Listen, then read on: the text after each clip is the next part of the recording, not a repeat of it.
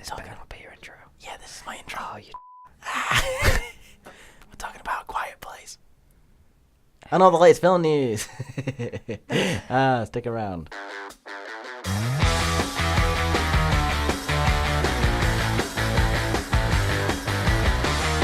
Welcome back to another episode of Tripod Talk, where we talk anything and everything about films. I'm your host, Matt Lidster, and as always, I'm joined by my wonderful co-host, Miss Sophie Ellis. Hi. And Mr. Adil Anwar. Hey. Hey, guys. I'm not going to ask how you're doing. I always do that. We already know.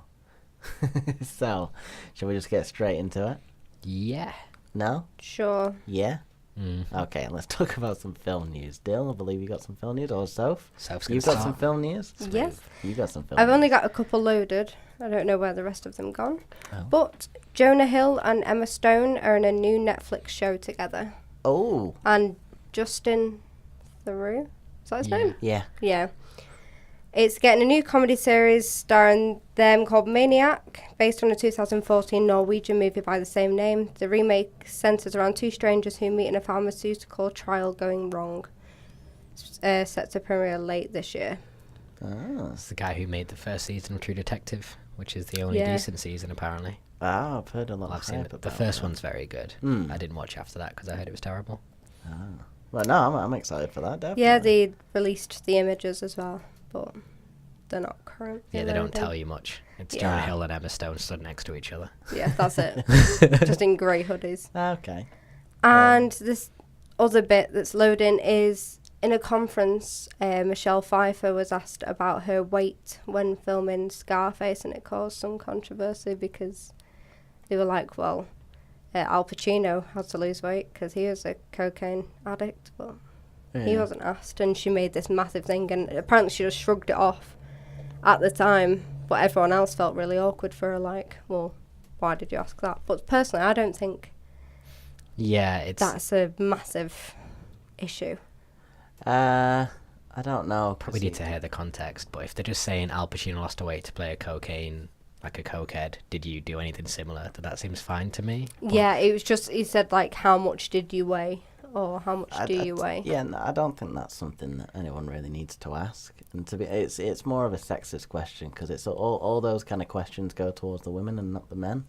It's like, oh, what diet did you have to do this? How much weight did you have to lose? It's like they don't ask that for the guys when they're like, you know. I think they still, I don't They know if that do. applies anymore, yeah. I think They- nowadays we're a bit past just, it's rude to ask a woman her weight type thing. Like, she's a professional. As part of her job, she will have lost weight. I don't really see a problem with that as long as it was asked in the right kind of a way. Yeah, well, it says that they all got together at the 35th anniversary of the release of Scarface, and he got booed when he asked how much she weighed during the making of the movie, of which she played an addict. And you can see how, you haven't seen the film, have you? No. She was very skinny. Go on, yeah. Yeah, you can so see her cheekbones I don't and stuff. think that's a bad thing to ask. Because people ask, like, Jonah Hill, like, Mhm. how much weight did you lose when And it's you become shot like a that weird and- media thing, buzz thing, isn't it? Yeah. Like, lost this many pounds to play this part. Like, it's just become Mm. a PR machine thing. So I can see there being no ill intention behind it. Yeah. I think as well, there's enough actual bad stuff going on to jump on that we could talk about rather than just getting distracted with stories that don't really have any substance like this. Yeah, exactly. Yeah, no, fair enough. But that was all that loaded for me. All right, fair enough. Dale, No, yeah, I've just got kind of a few announcements mostly. So first off, the Elton John biopic was going to be called Rocket Man. It was previously thought that Tom Hardy would be in the lead, but now What? Taron Egerton, who plays Eddie the Eagle from Kingsman, they've cast him for right now. What a crossover film that would be. It's interesting. Eddie the Eagle. Same director from Eddie the Eagle, by the way, and producer, Mm. so it kind of is a crossover. Elton John is involved in it and kind of approved it, which to me kind of almost isn't a good thing. Like, I'd rather not know that the person the biopic's being made of approves it, because then is it really the whole unfiltered truth as Yeah. they'd want to know? So that's a weird one. But Elton John also is kind of, I think he's known to, he kind of like mentors random people who, like random celebrities who have drug issues. Like, he was a big part of Eminem getting clean and stuff. Yeah. So I do think he's an interesting one that way. So maybe it's not, and maybe he's not such an egomaniac that it'll hurt the film. But I like Taron Egerton. I think he could be okay in that. And I think as well nowadays, people don't really know what young Elton John was kind of about or looked like. So it Yeah. could work Whereas sometimes when it's people who were too beloved at that time, it's a bit like, well, how could that guy be them? But just speaking personally, I don't really have an image for young Elton John in my head, No, despite I liking his don't. music. Yeah, I'm trying to think of an example of like that. There's a film coming out about Queen and Freddie Mercury, specifically played by Rami Malek. Yeah, It was going to be Sacha Baron Cohen for years, but he could just never get it pulled through, because I know that's kind of a passion project of his. But yeah, that I think that could be very good. Actually, I'm looking forward Yeah, to I'm that. looking forward to that. There's another bit of news as well. Vin Diesel is planning a fourth XXX film. So the third one got kind of, the US box office was pretty poor, but the worldwide take, especially China, was big enough. So he's now gone, and what he's done is the same thing he did for Riddick. Sorry, just want to say, it's not a porn film. Yeah, I was so Riddick Chronicle. You had confused. such a It's like an action. questioning look on It's your an face. action franchise. Okay. Yeah, it's an action franchise with a guy called Xander Cage, which I haven't seen any of them of because I'm a decent human being.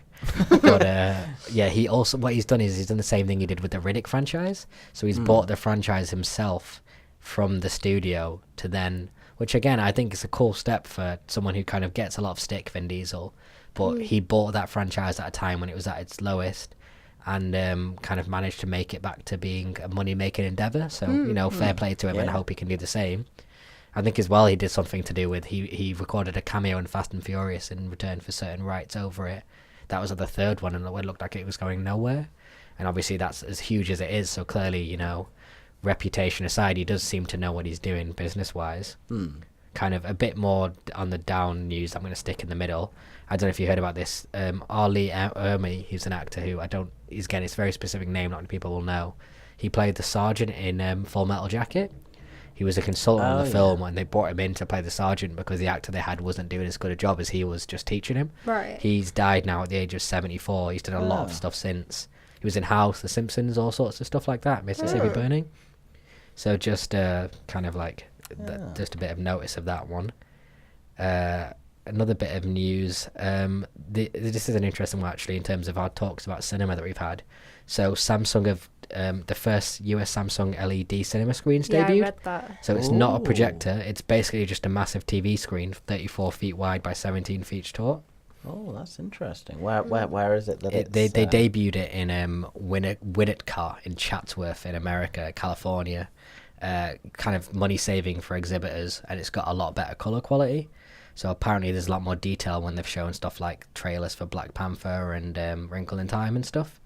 So it's interesting to see whether 2K or 4K it can be. Could be 3D, sorry. Yeah. So that might be, 5 years down the line, projector cinemas might be far and few between, and maybe that could end up, reducing the price. Another thing where we've talked about a lot, haven't we, about cinema against Netflix and staying at home Yeah. and stuff. So this could be another thing that could help actually going out to the cinema survive.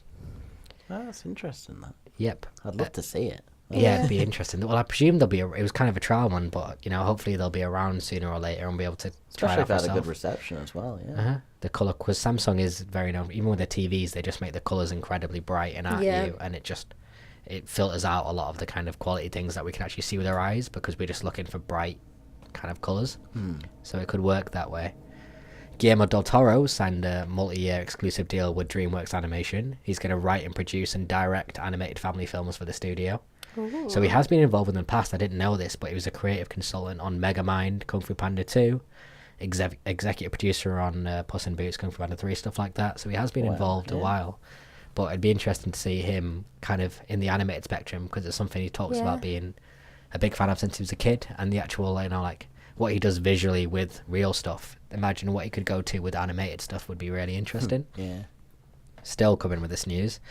Sophia Lillis, who's a name we might not know but recognise, she played Beverly Knight in It, the most recent film. Yes. Oh, yeah. She's going to play Nancy Drew as a teenage detective in a Warner Brothers adaptation of a book called Nancy Drew and the Hidden Staircase, Yeah, I saw that. which Ellen DeGeneres is helping to produce. Yes. So that's just, I'm genuinely kind of, I don't know if I'll ever watch it, but I thought she was really good in that film, and I'd be curious Yeah. to see how she is kind of as the lead carrying a film alone.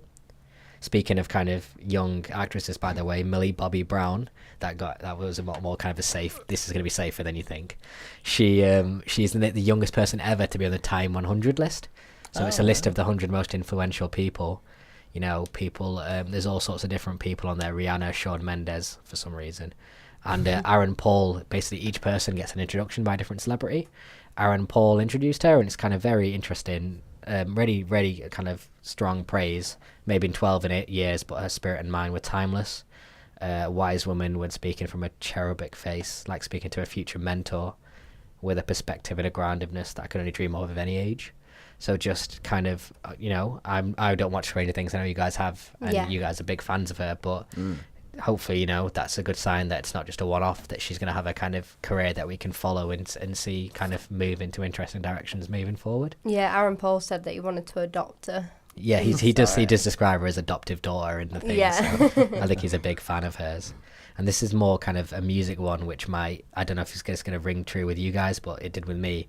The Run the Jewels, which is a rap duo, LP from that, who's the white one, he's scoring the Tom Hardy Al Capone biopic, which has been quite a lot of news about recently because pictures came out where people are kind of freaking out about the resemblance to Al Capone and just how old he looks. LP actually put a picture up saying "Cat's out the bag" and he's scoring it.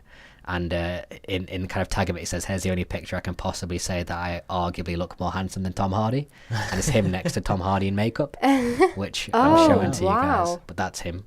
Yeah. I Run the Jewels. Yeah, and so that'll be interesting for me because I like Run the Jewels, and I know he hasn't done a film adaptation since like 2002, but he's kind of on the production side of it. So, and it's also kind of the Run the Jewels is kind of quite up tempo electronic rap backing music. Yeah, so I'll be curious to see doing the Black Panther trailer music.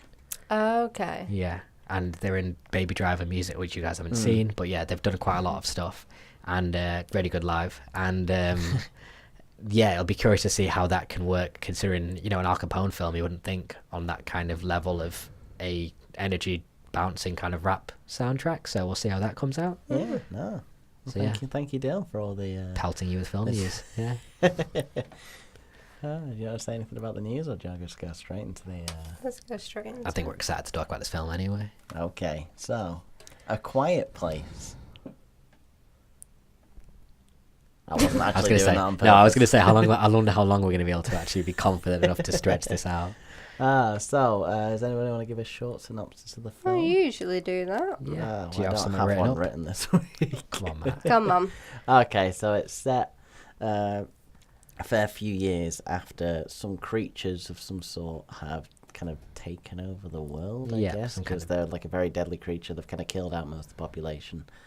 And it follows the story of this family who were just about to give birth to a child. And, the creatures are they're blind, so they can only hear. They can only identify people by sound. So they see some shots of newspapers where they finally realize that humanity, and there is you find out about pockets of other people because they have some like signaling through fire and stuff like that. Yeah, I thought that was really interesting. Yeah. Just before we go into more stuff like that, what did you guys think of the film? I really enjoyed it. I thought it was really good. I've seen it twice now. I went with my parents. Oh yeah. Though, well, they don't listen. I was gonna say, You know. you told them that you didn't see it. Yeah, seen it twice, and even the second time, finding little bits that I found that I loved a lot more. Yeah. On the second view, and it was just.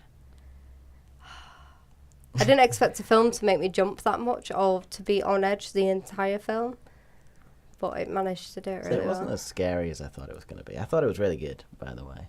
I don't think I thought it was as good as you guys made out. But It was tension. Yeah, wasn't it's it? never Not- meant to not be a scary. horror. It was a drama thriller. that's what I feel like scary movies should be. It should be like that sort of, even if it's not technically scary, like air quotes.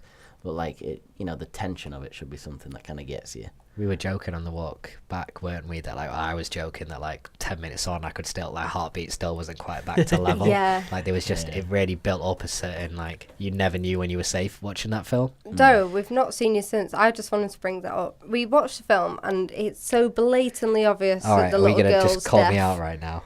Yeah. All right, sorry. It's so blatantly obvious that the little girl's deaf. She's got a hearing aid in, and every time the shot's on her, it's silence. There's no sound. Yeah. And we got a message in our little What Pictures group chat, and Still called Chunky Pigeon. Yeah, which well, is a reference. you know. And I was like, was it just me who didn't know that she was deaf? I thought the dad had only enough, he'd only been able to rustle up enough of these inventions, and he thought he was inventing it to mess with the robots and just using her as a trial subject. There's not a lot of logic behind it. Clearly, every now and again we all just have a massive brain fart, and that was mine.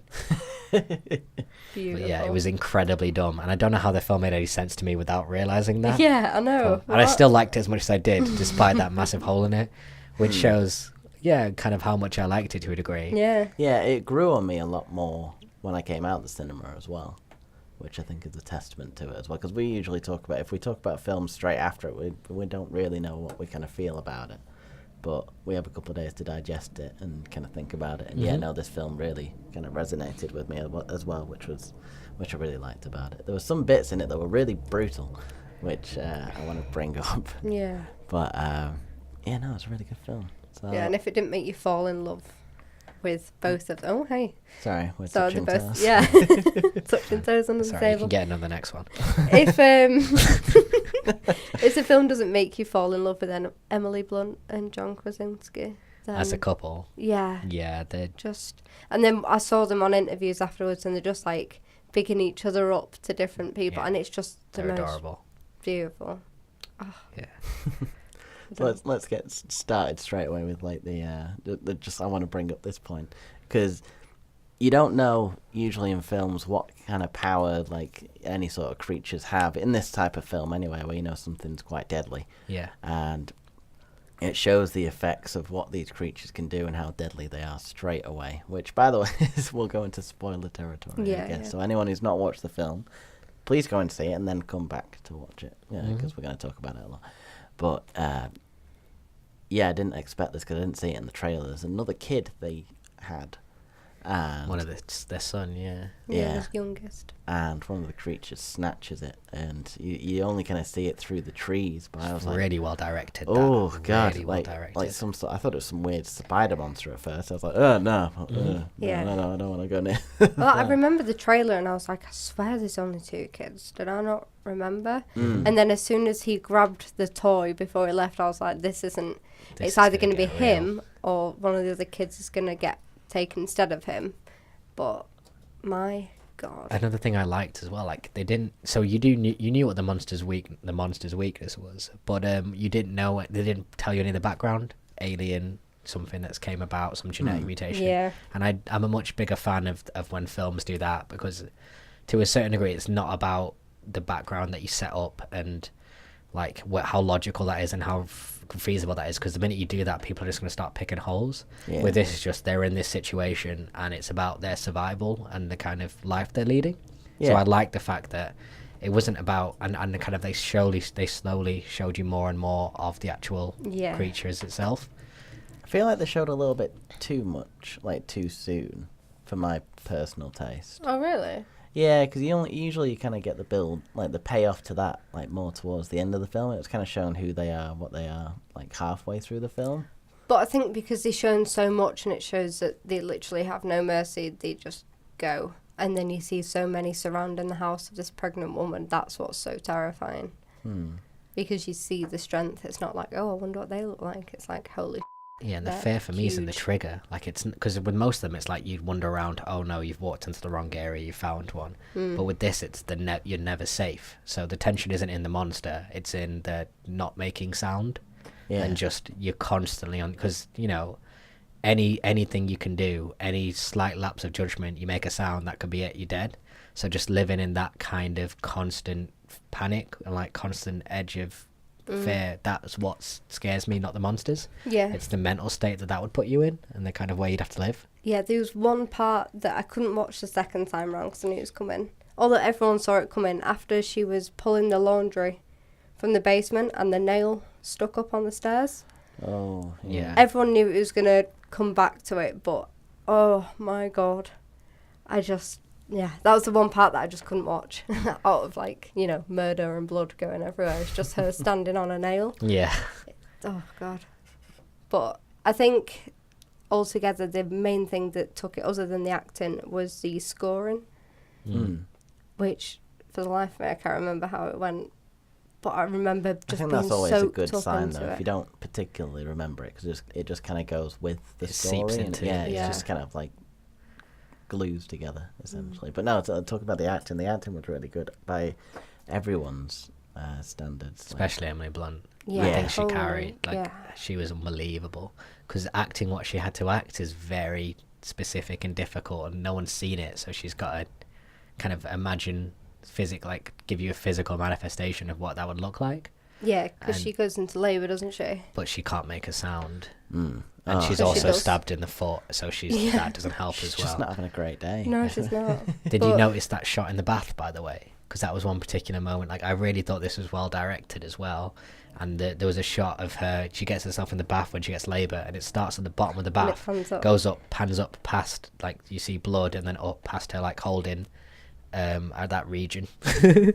And The belly? the belly, yeah. Well, no, a bit lower. Yeah. And it kind of just pans up to show her that way. But, like, there's a few moments, even with the kid getting snatched at the start, I just thought they kind of really well directed and paced, especially with the tension of it, because it was all about tension for me. This film, Yeah. it was just about keeping you, because if it's most films, they need a bit of light relief, like, oh, now we'll have a bit of a romantic moment to bring you back Yeah. into tension. None of that, but Yeah. it didn't get impatient for some reason, or it didn't get too painful. See, I wouldn't say it was too painful, but for me, it was just like, I don't know. It just seemed like it was a bit too much all the time. Because I was like, oh god, they're not having a break with this, which I kind of get is You never more of the, would. Yeah, that's more of the point. That's the but point. I don't know. It just seemed like I don't know if I was a Do you fan not of that. do you not want that from a film? Because that's in that world. That's what that's going to be like. So maybe it's just I something think you're not it gonna was enjoy. more pressing for me, specifically when she was downstairs, and then it'd start to kind of fill up, and then that was supposed to be the bit where they were safe, and then it was also the there, and I was water, just like, yeah. how did you get there? Like, I don't know if I was a bit of a fan of that, especially when it went under the water. Oh, And- God, yeah. It was creepy as hell. Yeah, I didn't It was like that at creepy. all. I was but like, I I'm was getting like, back on that's- that bed if that I was know, me. yeah. Screw that. It was just, where could it have gone for so long? Because it was a while before it kind of resurfaced again. It's only a small. It'd just be base. sensing, wouldn't it? Yeah, I Just was more focused listen. on her at that point. Yeah. Just Yeah. what she had the kind of brave, like, the courage and the fact that she knew she had to actually move while she knew that was out there, kind of possibly more towards it. Like, I think, yeah, it just the constant tension and fear made sense to me in the world that they were living in. Yeah. And that's why I was relieved that it was only as long as it was, because it was probably like, an hour 20 something, the actual film. And if it was much longer, it would have, I would have expired. The timing was a really good thing, because usually films drag on a bit nowadays, and this seemed like it was the perfect time for it to end. Yeah, it went by so quick. Yeah, Normally in it flew films, I'm by. like, I wonder how long this has been on for. There's a but few it was moments where I'm like- just like, I wonder what I'm going to eat next, or like whatever it is. But there wasn't any of that. I was just like constantly just like listening to my heartbeat. Yeah, because obviously it's based on tenseness, and they'd be holding the breath quite a lot, Mm-hmm. and you watching it hold your breath for them. I don't know how many times I had my hand over my mouth in like shock or like, oh my god, what's going to happen next? I was squeezing the seat. Yeah. Is that a euphemism? No, definitely not. Jesus, It's like wow. holding in a fart with squeezing the seat. It's the only thing I could imagine it would be. Oh no. Did you say squeezing the feet? Yeah, shut up. We'd be dead right now if we were in that film. Oh god, yeah. Especially me. You'd be like I'd- wheezing, coughing. Yeah, I was gonna say yeah. You'd head leaking from a headphone to do it. Okay, I don't want to keep seeming as I keep bringing up points, but there was Sorry. another part in this that I didn't particularly like, because I was like, where did he get it all from? Where did he get the sand? And how did he get that much sand to walk about on? Because that was going all the way to the city or the town that they were in. And I think because for me, because they showed him using one little bag and doing a bit further, it came as a piecemeal thing. Like every time they'd gone into town, he'd grabbed a bag or two, and like some of them must have been in the place he was already at, Yeah. and just it happened over time. Because if you looked at the wider shots as well, not all of it was done with the paths he'd made. Yeah. So clearly they'd got as far as they'd got to, and it was a developing thing. But I kind of thought of it as just he'd done it bit by bit type thing, and that just kind of added to how long have they been in this? Because part of the tension of it was that you didn't know how long they'd had to live in these conditions. Although we did know, I think they'd kind of set it up at like you know, Yeah, when certain amount of days, wasn't it? It was like just over a year or just less than a year. yeah, it's like day 89 when the child got nabbed, Oh yeah. and then Day 270 something Yeah, or something. Yeah, 200 something maybe. Yeah, So it's just But I took it as a obviously- bit by bit thing. yeah, it's shown them right at the start, sort of And plus, you're like, fending for themselves, so that's where they'd pick it up. I'm gonna crap on Ready Player One again, but do you know, like in Ready Player One, I was bored. I was like, I wasn't invested. I wasn't like absorbed, like you say, Dad, directly absorbed. So I was looking, or like it's easier to spot flaws like that. But because I was absorbed in like their life and their kind of the constant feeling that they were under, I wasn't spotting little things like that because I was more just like invested in their actual survival and what's going to happen to them next. So I think for me, maybe because it kind of connected with me a bit more than you, I wasn't spotting things like that because I was actually invested in the film overall. And every film's going to have little things like that where they don't have time to explain it all, and it's just a question of the film's, like how good the film is overall to me, whether you spot all of those. Yeah. So the ending is okay. No, go on. The ending sort of comes about when the mother, I don't know her name in this. I don't feel know like her I name should. on this. No, Emily Blunt. Yeah, Emily Blunt says you need to protect them no matter what. Promise me you'll protect them. At that point, I thought Should have she's died, definitely gonna yeah. die. I thought she's gonna like die from the birth or whatever, and then it's gonna be down to him. But it ends up coming round where his children are in danger and he gets harmed. Say harmed. I can't even say that. He died. sacrifices himself, Yeah, effectively. because So they're about. sad. The monster's about to get them in the car, and he just lets off this monstrous scream. Before that as well, is he signs to his daughter that he loves her Which as is a well. And he always callback, which had, got me and which- Soph a little bit. Yeah, Yeah, no, my God. Because he grabs the spade and he sort of knocks it to the floor to get its attention. Then he signs, "Love you, I've always loved you," which, His other child had told him to say to her because Yeah. she thought he blamed her. for the death of the child at the beginning, which we didn't really touch upon how she was involved. But then she was sort of crying and saying no in the car, and then he just lets out the scream. And even the scream itself just seemed so desperate and so, oh my God. There was a lot of I it was a cried lot of so letting hard. a lot of emotion out. Mm. Did you Ugly cry? cried. Did you let yourself ugly cry the second time? Yeah. Mum and Dad can deal with it. I cried at the start when the kid died as well. Oh, did you? Yeah. Oh, I didn't Let spot that. loose for that, You're yeah. such a subtle crier. Oh, I don't No know. idea. Like you're like millimeters from me, and I just don't notice. So how absorbed into the film you are. I know, yeah. I sort of How hold my hard I'm breath crying for a myself. bit. Yeah. No, it's not in this case. I'm pretty sure I ugly cried for Coco. You saw me cry I was. quite a lot. Yeah, for we were Coco. all a little bit Oh gone yeah, for no, Coco. oh, yeah.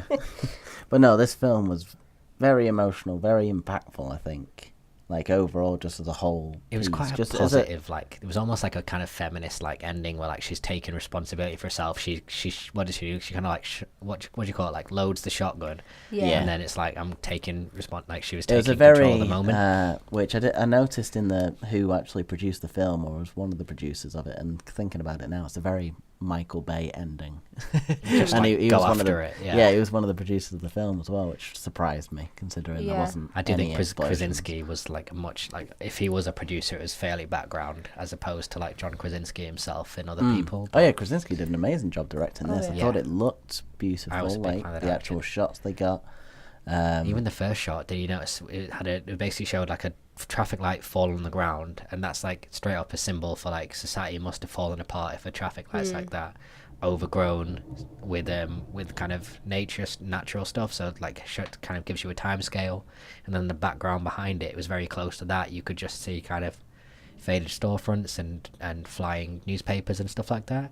So within that first heartbeat of a shot, you got an idea straight away of kind of the situation that the country I was in. think the that's world what was I in. loved about not loved, but the way that the kid got taken right at the beginning Yeah, Matt is loves- like as a whole scene itself, including the way that it kind of shows the B-roll of everything else and the world that they're living in. Yep. And it shows you Their little exactly shopping what trip. they're actually going through, and it shows you how devastating these creatures actually are. I thought it was a beautiful way to get people straight into this film. Yeah. And the relationship that Emily Blunt had with him as well, the kind of the unspoken thing and the little bit of kind of teasing playfulness that a mum has with a child to try and, even in that kind of dire situation, Yeah. just there wasn't much time in this film given to building those emotional bonds. And like even with Emily Blunt and John Krasinski with the dancing and stuff, Yeah. and the, you know, how the closeness of the two of them, it was entirely just, no, I know people say about real life couples and stuff, but regardless of that, it just felt the chemistry of it felt very real, and it was written very kind of, you know, how you'd think a pair of people in that situation would try and resort to lifting each other. Yeah. And there was that kind of like, they had to be very efficient with it. It was a bit like La La Land to me with the breakup, where they had to show the relationship falling apart in like 3 minutes, 5 minutes. Yeah, every rom-com had a breakup Yeah, I for know. a time, by the way. But yeah, it was just really well done, those scenes. Yeah, I think it shows how desperate they are as well when she sees him die and then the kid comes back and she's crying, but you've got to pull yourself together in that situation. You don't really have that much time to mourn when there's so much stuff going on the outside. You got what people do to protect their family as well, Yeah. what he did, and then what she's going to do because they have that responsibility. Which we always say, if there was ever a war, I'd definitely die within seconds. By the way, we'd never seen her do anything aggressive at all, but coming out of that film, did you think she was going to die in that moment? No. No question, she was surviving. Yeah. And I think that's another thing as well, that they just built in this, you'd had this much faith in her as a mother and as a person, Yeah. that even though you saw her doing laundry more than anything else, you still were like, she's going to be able to beat off this Yeah. rampaging army of monsters that's killed most of humanity, just because she'd been built up in that way, Yeah. in a really kind of unspoken way. But yeah, no, overall, I did really like this film.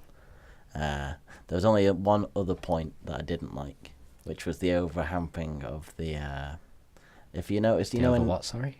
the hampering. Sorry. Okay. I still don't know if that's a word. Is that Oh, me? like over, like what am I trying to say? There was too much of something, basically. Okay. Sorry, man. And it was in his basement, and there always seemed to be in the background this like point to the weakness, and it was like Oh, weakness yeah. question mark. I noticed that come up quite a lot, and obviously as a story that we kind of see, we know what the weakness is. Yeah. And you're just kind of waiting for that moment. Although I don't know whether that works quite well, because you're like, yes, you know the weakness, do it, and then you're trying to get invested that way as well. Yeah. Uh, The journey they put that daughter through, by the way, was brutal. First off, that she was kind of responsible for the Yeah. brother dying, and then as well that she turned off the headset that was disturbing the monster because she couldn't deal with it herself, and that resulted in someone else dying, right? Yeah. yeah. So like, she's just decimated half her family. Like, she's having a hard time. She was having a hard enough time with the brother. She's having a hard time after this film. I know, yeah, good girl. She's But gonna go rogue. She was really good acting in this as well. Yeah, she's actually deaf as well. I think it's like a second big part. She actually deaf. Yeah, she was Ah. very good. Yeah, even though there was no resemblance whatsoever, you No. did kind of believe her as their kid. Yeah, no, well, that's a testament to the acting, I guess, as well. Although I did quite like the way that they anticipated the baby coming, and they had like that little box that they just put the baby in. I thought that was quite. Just like a little coffin, you mean? That, I know, that made me, yeah. that made me feel sick. Oh, yeah. I mean, I know they had the mask so it could breathe and stuff like that. But And it's a baby, so it's not as conscious. But like, I went to watch Kill Bill 2 recently on Netflix, and it got to the bit where, you know, she gets buried alive, and I was just like, no, can't do this. Not a fan.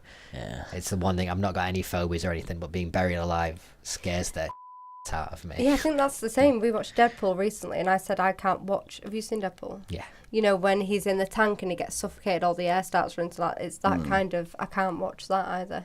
No, I can't watch stuff like is it the Descent or just Descent Descent, yeah. with you know, where they get stuck in the the cabins. caves. Oh yeah, I remember Caves that. and Yeah, those. I'm okay with that, where there's like space to move, but it's when it's complete darkness and no moving space that it's grim. For. Yeah, no. Oh, that film scared the hell out of me. It's such a good film. I was like 12, I think, when I first saw it, and We like still it wa- was going well up until the point where the camera catches the actual monster Yeah. in the background. I was just like, no, turn Have you this seen off, please. Descent? Thank you. No, That's No. good. No. I don't think Good film. none of those. I can't really think of a point to a film I watched when I was younger that it like impacted me that way. I think I was all right. No films really stuck with me particularly. No. But I've not No. watched anything that's like I've not watched The Exorcist or I don't know Texas Such a good Chainsaw or film. like something that's known to stick with people. I've seen bits of it, but like not It's not stayed with me. Or anything. Anyway, we're I was gonna say. digressing Yeah, a little bit. Shall we go into the 10-star movie review? Sure.